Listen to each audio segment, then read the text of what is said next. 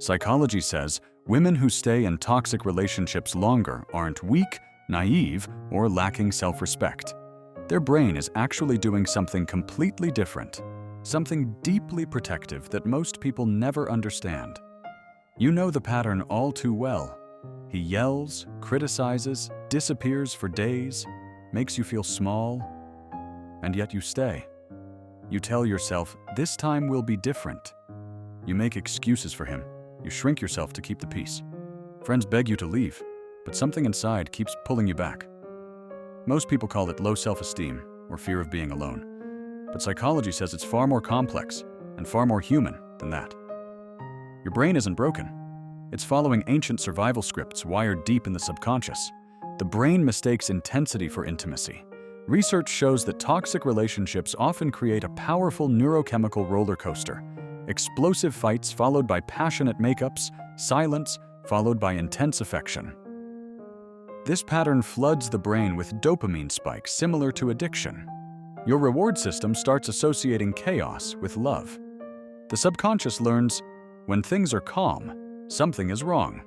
When there's drama, it means he cares. Over time, peaceful, healthy relationships can actually feel boring or threatening because they don't trigger the familiar chemical rush. Early attachment wounds create a familiar pain blueprint. Many women who stay longer grew up in homes where love felt conditional or unpredictable. Maybe a parent was emotionally unavailable, critical, or explosive. The child's brain adapted by becoming hyper-attuned to moods, walking on eggshells, trying to fix the unfixable. As adults, the subconscious seeks partners who recreate that familiar dynamic, not because you want pain, but because your brain recognizes it as home. Healthy love feels foreign and therefore unsafe. Studies on attachment theory confirm anxious or disorganized attachment styles make people more likely to tolerate toxicity because it matches the emotional template laid down in childhood. The subconscious fear of abandoning the inner child. Here's the deepest layer most people miss. Staying in the toxic relationship often feels like staying loyal to the little girl inside who never got the love she needed. Leaving him can feel like abandoning that child all over again. Your brain whispers, if I leave now, it means I'm confirming I was never worth real love.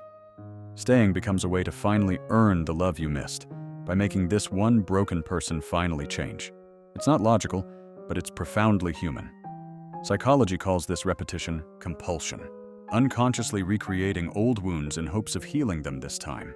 Cognitive dissonance and the sunk cost fallacy trap. Once you've invested years, tears, forgiveness, and hope, your brain fights hard to protect that investment. Admitting I stayed too long threatens your self-image as a smart, strong woman. So the mind doubles down. He's not that bad. I can help him change. Things were good in the beginning. Research on cognitive dissonance shows we will twist reality to reduce internal conflict. Add the sunk cost fallacy, psychology's term for throwing good money after bad, and leaving feels like wasting everything you've already endured. The hidden protective role of hope. Your brain clings to the good moments because hope is a survival mechanism. Intermittent reinforcement, when bad behavior is mixed with occasional kindness, is the most powerful way to create attachment. Studies show it's more addictive than consistent reward.